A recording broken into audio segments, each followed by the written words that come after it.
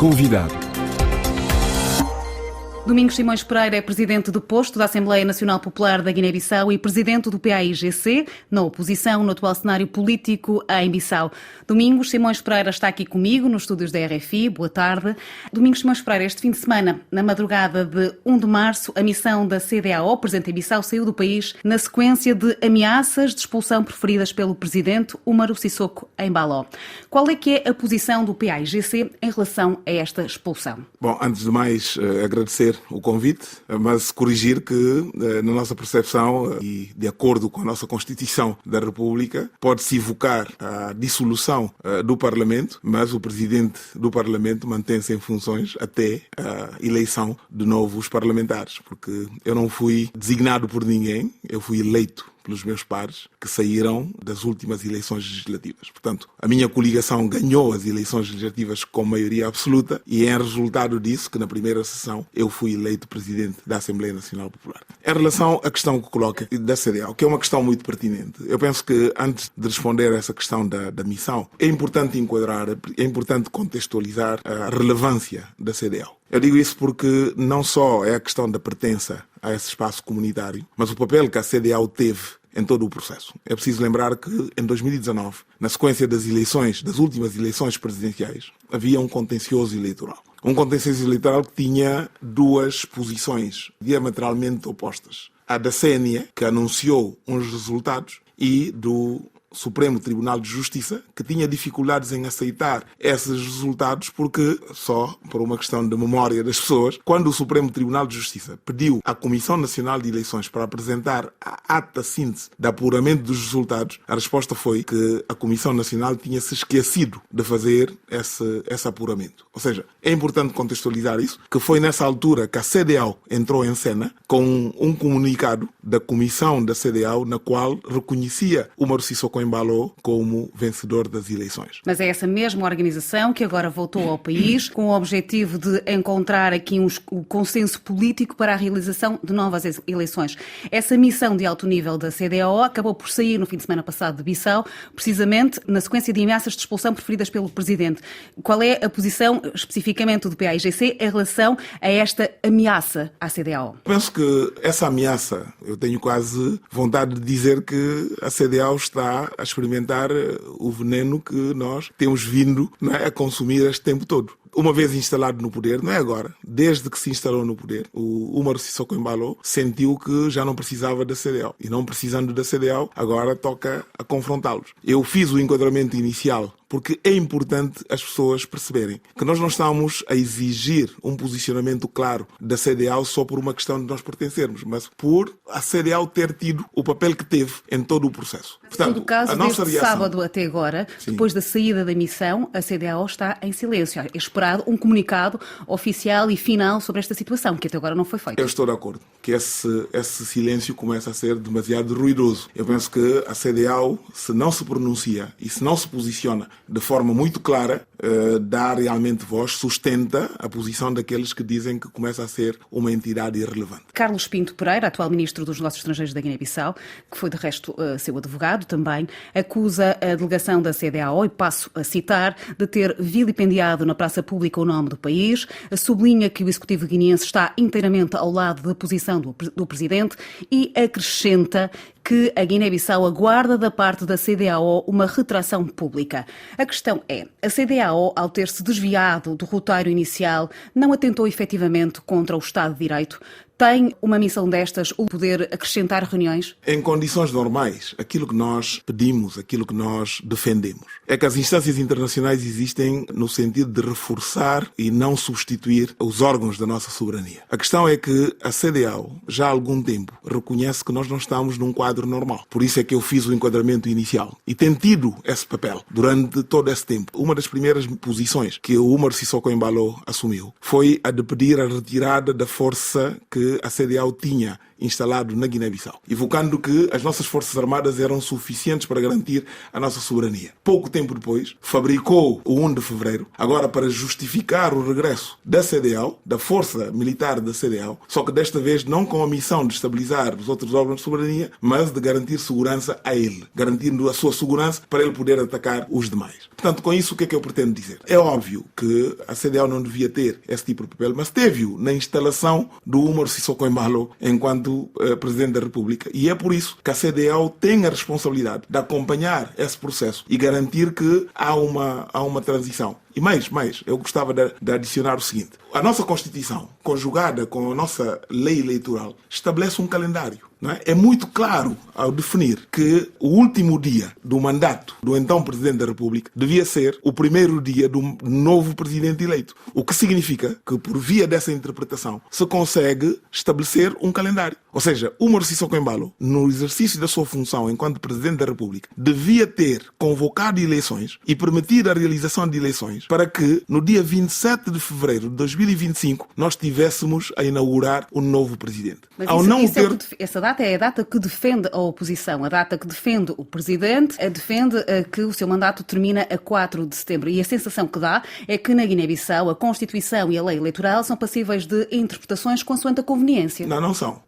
É de gente com déficit de cultura democrática, é de gente que tenta distrair a atenção das pessoas e vai evocando este tipo de argumentos que não têm qualquer tipo de sentido. Por que é o dia 4 de setembro? Porque coincide com a data em que o Supremo Tribunal de Justiça encerrou o contencioso que se seguiu às eleições presidenciais de 2019. Como é que fica a interpretação de que o início do seu mandato, não é, começa com a sua prestação de juramento? Ele prestou juramento no dia 27 de fevereiro de 2020. E no dia 28 de fevereiro de 2020 começou a tomar medidas, uma das quais a demissão do governo e nomeação do novo governo. Como é que se fica com isso? Como é que ficamos com o conjunto de atos que ele praticou entre fevereiro de 2020 e setembro de 2020?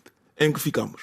Por isso é que eu estou... Mas em todo o caso, neste momento, há aqui o 27 de fevereiro já é passado, portanto a data defendida pela oposição para termo de mandato já passou, já faz parte do passado.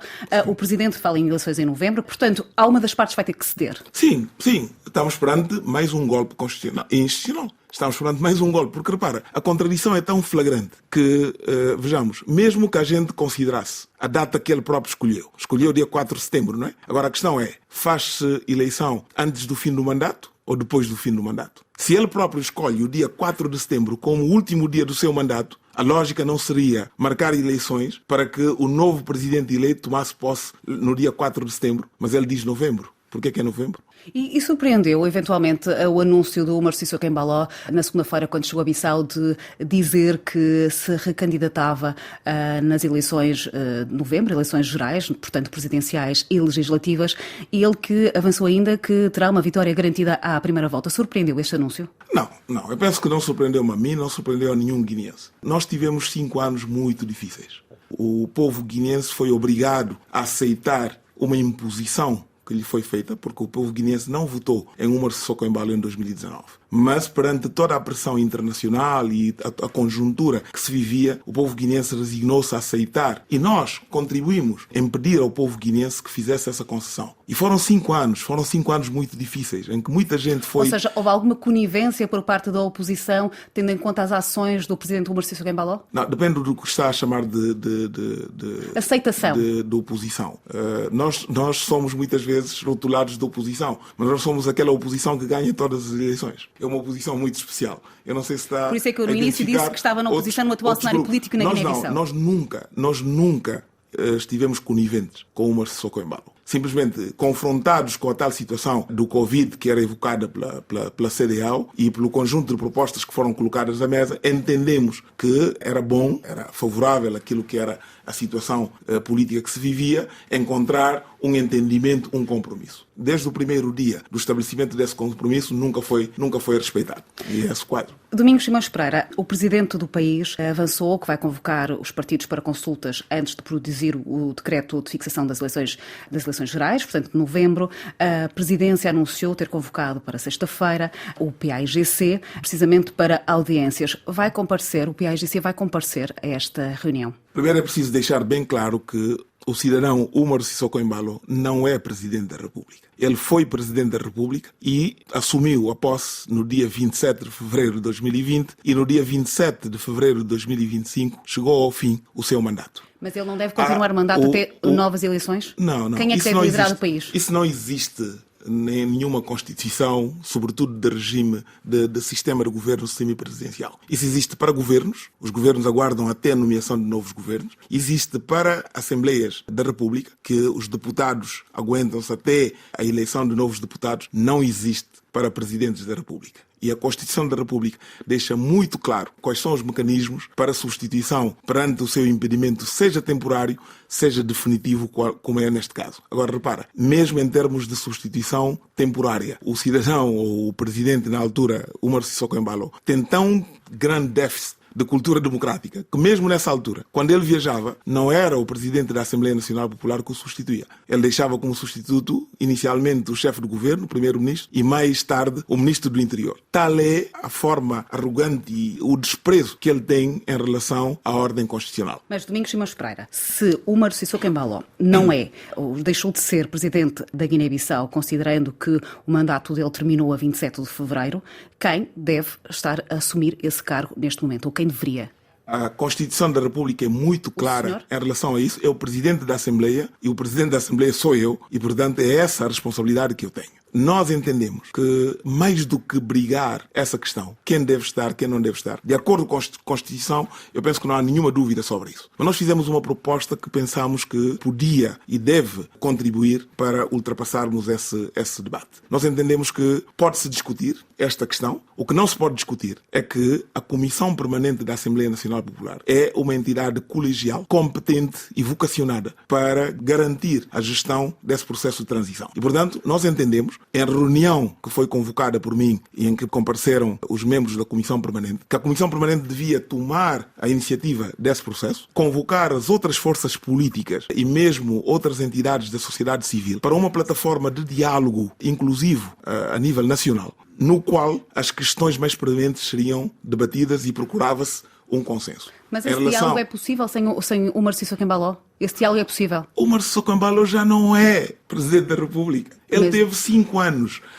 Faz-me uma questão que, de na facto... sua leitura, na leitura do PAGC, na leitura do Domingos Simões Pereira, na leitura dele, ele continua a ser Presidente da República. Sim, mas isto não deve ser uma questão de leitura do Domingos ou leitura dele. Mas mesmo os próprios analistas se dividem em relação à Guiné-Bissau. Sim, e se nós convidássemos também dividiam-se em relação a qualquer assunto, não é? Portanto, unanimidade provavelmente não há em relação a nada. Agora, há factos. Eu penso que a RFI não tem dificuldades em verificar quando é que o Umar Sissoko Embalo começou a exercer a competência de Presidente da República. Sim, mas não é a RFI que carimba o início ou o fim de mandatos. Mas pode constatar. A questão é, neste momento, como é que se sai deste impasse? Permitindo que haja um diálogo nacional que nós estamos a propor através da Comissão Permanente. E eu penso que é nesse sentido que a CEDEAO, reconhecendo o papel que teve ao longo de todo esse processo, se apresenta na Guiné propondo um mecanismo de diálogo. E é esse mecanismo de diálogo que durante todos estes 5 anos o Umar Sissoko Embalo enviesou, não é? Levando a CEDEAO a sua leitura, levando a CEDEAO sempre a sua interpretação dos factos, que a CEDEAO desta vez vai a Bissau e começa a constatar. Quando ele dá conta que a CEDEAO está a constatar a verdade daquilo que acontece na Guiné-Bissau, tem que dar ordem de expulsão. Na Guiné-Bissau estão reunidas as condições para as eleições, sejam elas na data pedida pela oposição ou na data pedida pelo Presidente. Há condições para essa realização de eleições? Não, há alguma razão porque o legislador exige sempre um período de 60 dias, neste caso, e em condições normais 90 dias, para a preparação das eleições. Se nós considerarmos... Se houver vontade, as eleições podem ser realizadas em maio? Com certeza, com certeza. Basta haver vontade. Basta haver vontade e mobilizar-se a sociedade para... Sabe, neste momento, nós podemos ficar aqui a discutir, a evocar leis, doutrinas. O povo guineense está a sofrer, mas está a sofrer terrivelmente. Eu posso lhe garantir que eu conheço famílias que têm problemas de garantir uma alimentação diária. As escolas estão fechadas há muito tempo. O nosso sistema de saúde está de rastos, completamente. Eu tenho uma amiga, uma jornalista, que faz reportagens e viaja para a Guiné com alguma frequência. Ligou-me a dizer que sentiu-se mal durante a noite. Foi para o hospital e teve que sair de lá a correr.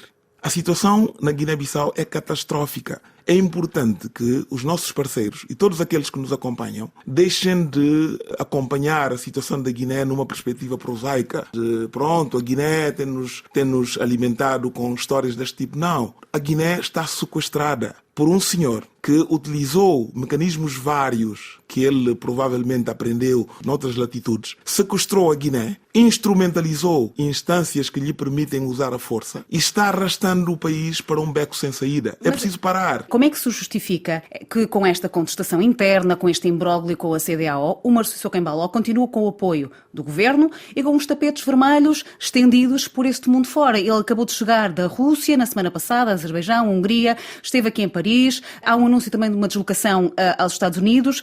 Para a comunidade internacional, é indiferente a situação política interna do país? Parece. Se fizermos essa leitura, é exatamente aquilo que transparece, porque é completamente contraditório. Como é que olha para as relações, especificamente, entre Umaru Sissoko Embalo e Emmanuel Macron?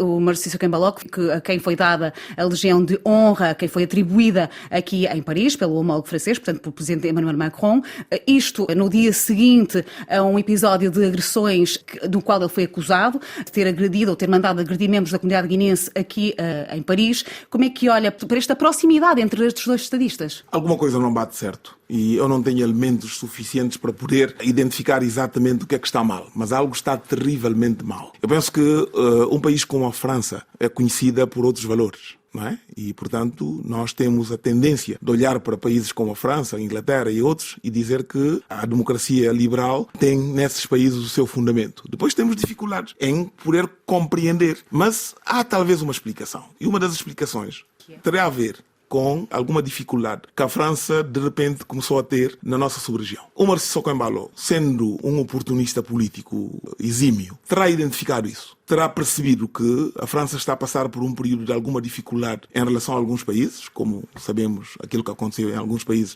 da África Ocidental, e apressou-se a se posicionar como um potencial salvador dos interesses da França naquela sub-região. Mas isto não justifica tudo. Eu penso que a França é uma grande potência, tem não só competência, mas tem a obrigação de ter mais informação. E não basta pretender salvar uma situação pontual. Mas não tem mais informação ou fecha os olhos a essa informação? É o que eu estou a dizer. Eu não tenho como aceder, só posso considerar que ou é uma terrível falta de informação ou é um desprezo por aquilo que nós representamos enquanto povo e enquanto nação. A Guiné-Bissau deve receber este ano a presidência da CPLP e, consequentemente, a Cimeira do Bloco. Há condições para uma realização desta Cimeira em Bissau e a realizar-se. Não é mais uma vez a validação do modus operandi do Umaru Sissoko Embalo? Absolutamente, absolutamente. Eu, há seu tempo, quando fui questionado em relação a isso... O senhor foi diretor executivo da CPLP. Secretário executivo, exatamente. Da CPLP. Na altura eu disse e continuo a afirmar. Essa é a responsabilidade dos Estados-membros da CPLP avaliarem se querem realmente ser presididos por um presidente fora do seu mandato. O mandato do Umaru Sissoko Embalo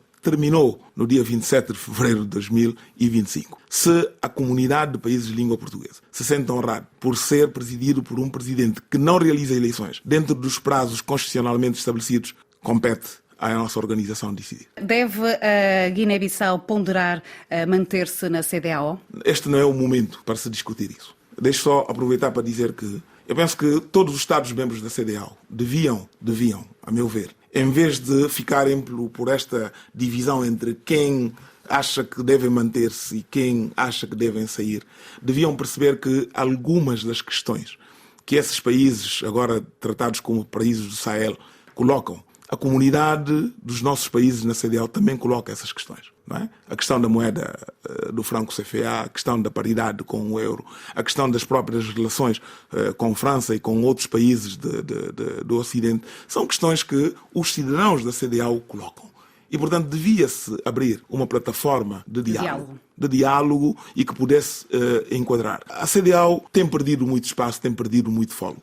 É preciso serem capazes de permitir uma reavaliação dos mecanismos. Eu sei que muito daquilo que é a nossa integração regional se inspira do formato europeu. No formato europeu levou 80 e tal anos a se construir. E, portanto, nós devemos encontrar outros mecanismos que compensem a falta de consolidação de alguns princípios que ainda lá não estão presentes. Domingos Simões Pereira vai voltar a candidatar-se à presidência da Guiné-Bissau. Eu sou presidente do maior partido político da Guiné-Bissau, partido histórico, que é o PAIGC. Eu sou o presidente da coligação PAI Terra-Aranca, que ganhou as últimas eleições com uma maioria absoluta. Uma eleição não só organizada por Umar Sissoko Embalo, mas conduzida por Umar Sissoko Embalo, onde impediu-nos de utilizar o nosso símbolo, obrigou-nos a trocar todos os símbolos do partido. Nós fizemos uma campanha sem qualquer material de campanha e ganhamos com maioria absoluta. Se o meu partido e a minha coligação mantiverem a sua escolha em mim, eu estou disponível e estou pronto para... O militante do PAIGC, Domingos Simões Pereira, tem vontade em assumir essa candidatura? A maior motivação que eu tenho para a minha vida é servir a Guiné-Bissau. E perante isso, estou disposto a tudo. Isso é um sim? É um sim. É um sim redondo e sem qualquer tipo de hesitação. Muito obrigada, Domingos Simões Pereira. Muito obrigado.